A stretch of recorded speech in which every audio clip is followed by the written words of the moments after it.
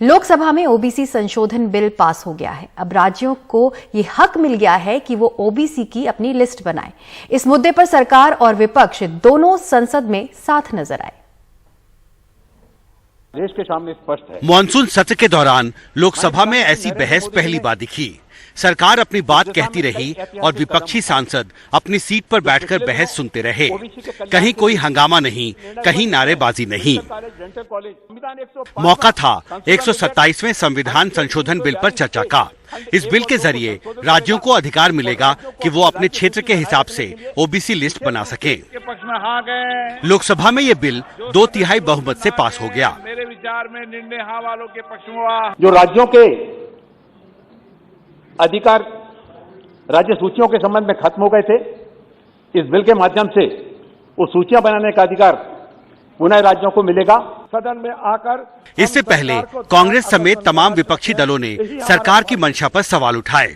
किसी ने कहा कि आने वाले यूपी चुनाव की वजह से सरकार ये बिल लेकर आई, तो किसी ने कहा कि ये सरकार लोगों को बांटने में लगी है। आपने इनको कॉन्स्टिट्यूशनल दर्जा दिया है, मानते हैं, लेकिन साथ साथ क्या किया, सारे हिंदुस्तान की जितने प्रदेशों हैं, ये प्रदेशों की ओबीसी चयन करने की जो अधिकार, वो अधिकार का अपने हनन कर लिया। आबादी की संख्या पता तो हो, इसलिए हम चाहते हैं कास्ट सेंसस।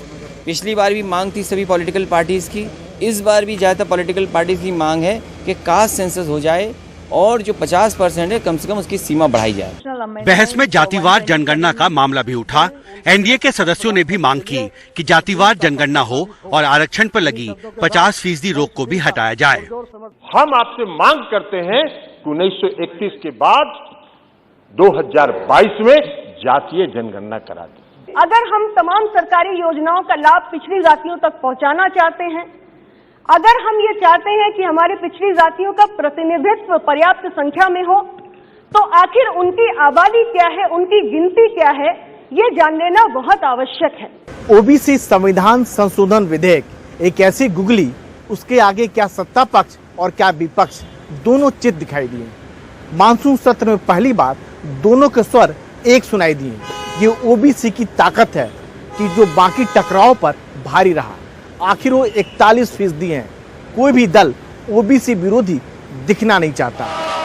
लेकिन राज्यसभा में लगातार 16वें दिन नए कृषि कानूनों के खिलाफ विपक्ष के विरोध की वजह से गतिरोध बना रहा।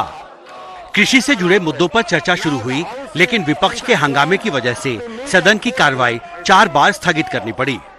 बड़ा जो बुक्स था, रूल बुक्स,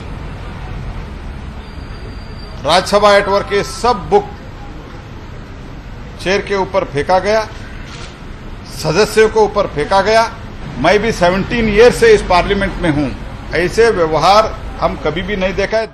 कुछ विपक्षी सांसद अपना विरोध जताने काले कपड़ों में आए थे, कुछ ने काली पट्टी बांधी हुई थी। वो डिप्टी चेयरमैन साहब को यही बात कही, ये कायदा कानून रूल बुक इसीलिए फेंके, जो भी मेंबर्स ऑफ पार्लियामेंट ने फेंके, कि इनको कम से कम पढ़कर आया कीजिए। हमारी मांग थी, हम काले कपड़े भी पहन के आए कि कृषि कानून के काले कानूनों को आप रिपील करें, इनको वापस लें। जो सदस्य इसके पक्ष में हाँ कहें। कई घंटे चली बहस के बाद आखिरकार ओबीसी बिल लोकसभा में पारित हो गया। संदेश साफ है, जब कोई दबाव काम करता है तो सत्ता पक्ष और विपक्ष एकजुट हो सकते हैं।